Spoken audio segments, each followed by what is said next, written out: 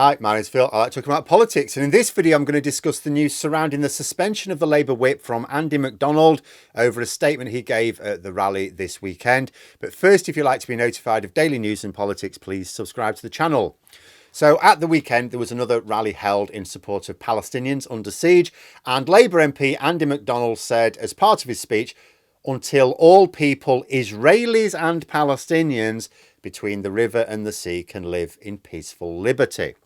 Now, I'm going to say from the start, I think what he said, if it had been reported accurately, would be fine, wouldn't be a big issue.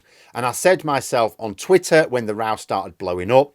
However, I'm also going to point out the political damage which is caused when the comments are misrepresented in the media, as they have been. It's also worth reflecting that the same people who were happy to misrepresent Starmer's statement from a couple of weeks ago now seem upset that McDonald's statement was misrepresented on social media and in the mainstream media reporting. Live by the sword, die by the sword, people. But before I get onto what the fuss is about and why McDonald should still have been a bit smarter about it, I'm also going to point something else out. Like this action from Labour, the removal of the whip, is damage limitation. Like, he's had the whip withdrawn. He's going to face an inquiry. McDonald put out a statement about the investigation. Wasn't in your face. He wasn't, oh, he's outrageous. There was none of that. I think what's happened here is the whips have talked to him, obviously, and they've gone, look, this is all blown up. We understand what you've said. We understand you intended no harm. And I think, as I say, this is damage limitation to prevent the Tories using this as a stick to beat Labour with, whilst also drawing attention to what he actually said, not what he was reported to have said. I'll give you an example. The Times completely misquoted him. Like, they didn't just miss a little bit out of the statement he made. They inserted they quoted him as saying something he did not say. They have since retracted it. They've since amended the article. I'll put a link in the description below, although there's probably a paywall there. And at the bottom, they have said, oh, sorry, we seem to have claimed that he said this and he didn't at all. But after the investigation, I think what will emerge is when hopefully, things have calmed down, although who knows. He'll be advised that he was playing with fire. And although meant well, should probably been a bit more media savvy in future. That's how I read it. But what was the fire he was playing with? Because there'll be some people going, what the hell was the fuss about? It's this phrase, the river and the sea. Now, it's really important to read everything else someone says about it, because it is used in lots of different ways, many of them very innocently. But one of the most pernicious is a sort of dog whistle for the destruction of Israel. There are those who call for that, who use this phrase a lot. So it becomes associated with it. And you have to be really careful about these things. So, for example, Jewish communities are intimidated by people very loudly calling out this, and they know what it means. It means the destruction. For them, it doesn't even mean the destruction of Israel, because why would you use it to intimidate Jews in Britain? It's used to destroy the Jewish people. But it's important to note that this is not exclusively what it refers to, and it's not where the phrase originates from either. It's a little bit like, calls for jihad. Amongst the non-Muslim UK population, it's basically linked almost universally, let's face it, with violent actions against civilians. Terrorism, basically. It represents the murder of civilians for the sake of a violent ideology, which is completely incompatible with coexistence with anyone who holds even slightly different beliefs. But that's not what the word jihad actually means, nor how it's actually used in the Arab or Muslim world. It literally just means effort to improve things, like self-improvement, really, in some ways, although it's not always self-improvement, improve other things. But, the effort needed to improve things, that's all it means. But people in this country don't know that. So because of the way it's almost universally understood by the vast majority of the population in the UK, it's a bloody silly word to use at a highly charged political event about an incredibly destructive conflict in the Middle East. So you don't use it, even innocently. And be wise enough to say what you mean in less ambiguous language. Like when you're talking about something that's as divisive as this, use very, very, very unambiguous language. After all, we saw how the Home Secretary seized on that the weekend before, when a group of people, were calling for jihad, and some of them will have been doing so meaning it to be violent action, and some of them will not.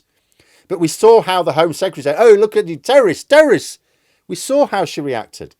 The Tories are hell-bent, particularly people like Suella Braverman, on turning British communities against each other. And the mainstream media are gleefully playing along. You know, absolutely trying to turn communities against each other as a form of divide and rule.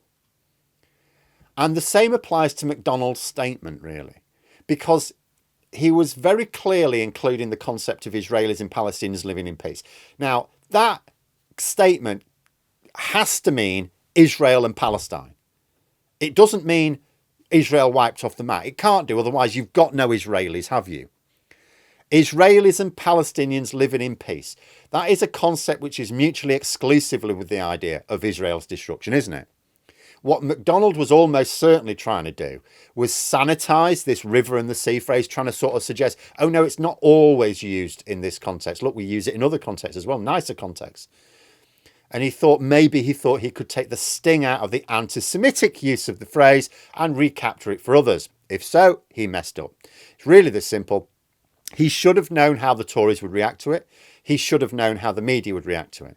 Because we got a taste of it in the previous weekend. He should know how it was going to be reported. I mean, they'd spent 2 weeks cropping Starmer's insistence that Israel follow international law. Oh, we're just going to put in this clip. What about him when he said they should follow international law? Oh no, we're going to cut that bit out. Something the hard left were absolutely happy to propagate themselves. What chance did McDonald think he had of the media reporting his own statement accurately and with the proper focus on his intention? So no, the phrase was immediately denounced as a dog whistle to violent anti-Zionists, and it was always going to be. This is now going to end up in another tribal mess. Just as Labour finally get themselves into the ascendancy, the Tory support wing of the left moves into gear to try and keep Sunak in power. They won't succeed, by the way. I know people will be thinking, oh, this sounds like it's really serious for Labour. And it's like, it's unwelcome for Labour. It's not, I don't think it's going to be that serious. And the reason I'll tell you that is the vast majority of the public, the vast majority of the party just going, can we just focus, please? What you're talking about is it's been amplified because, of course, a lot of these like organised media on the far left are all anti-Labour. And obviously the mainstream media, as well as the organised media on the far right, are also anti-Labour. So they're all just joining in together, and it's helping amplify this idea that Labour are like splitting or something. I just hope the Parliamentary Labour Party sees what's going on. I think they do. I think actually the vast majority of MPs are wise to this, because there's going to be way more difficult times to come as well. Like right now, the situation's actually nowhere near as complicated as it's going to be. If it sounds complicated now, it's not. Israel's being attacked, its citizens murdered and taken hostage. The fact of the matter is that within international law, the siege of Gaza is not in itself against international law. What is against international law is first of all, the sheer number of civilian deaths suggests that there's been reckless attacks. And of course, this concept of collective punishment, right? But right now, Israel is justified in military operations in Gaza due to the fact that hostages have been taken and it's been invaded and needs to therefore secure its very poorly defined borders, quite frankly. But we also know Netanyahu's really just trying to save his own arse. He's not only facing serious criminal charges, but his own people, Israeli people, overwhelmingly blame him for this mess. He's also hell-bent on destroying Hamas. That's what he says his military aim is. But, according to experts, that's not a serious military aim. You can't achieve that through military means. You know, what's happening right now is Labour are giving the Tories hope. Because the Tories are thinking, oh, Labour might split themselves up over this one. It's encouraging them to hang on in the hope that Labour implodes. But it's vital that Labour MPs start to work a bit smarter here. They're traversing a political minefield. And I absolutely get the minefield for many of them. Because they've got to square so many circles. They've got to make sure that they've got their eyes on the prize in terms of making sure they win next year's election. They've also got to represent constituents who are being bombarded with misinformation from all sides. So yes, they're traversing a minefield. Everyone is, the leadership down. But the thing about minefields is you can't just pick a direction and go. You're going to have to change direction several times before you get to the other side. You know, McDonald may have had decent intentions. I can't read his mind, but he may have had decent intentions. But it was politically naive of him. He was playing with fire using that phrase. He should have stayed well clear of it. And I just hope that lessons are learned, not just by him, but by others. As disappointed as I was to hear of the suspension, because I look at it and think, well, come on, mate. If you look at the whole statement, you know, there's nothing wrong with it. But I could also see the way the Tories were weaponising it. And I've said no end of times, nobody's more important than Labour's aims. You know, I've said if Keir Starmer in power suddenly becomes really unpopular and it looks like the Tories are going to start taking over, I will want him to stand down and be replaced. He won't have had to have done anything wrong. He won't have had to have done anything wrong at all. If we get to the position where actually the leader needs to step down, the leader steps down. No one is more important than keeping Labour in power as far as I'm concerned. But like I also said, I don't think this is a particularly big deal. I think what Labour are doing here is taking they're taking the political comeback out of this. If they didn't suspend the whip, then they'd be attacked as, oh, you've got this anti-Semitic Labour MP. And it would completely unravel Labour's efforts to like try and wipe out anti-Semitism from the party. You never do it, of course, but you know, to at least make sure that there's no comfortable home for it.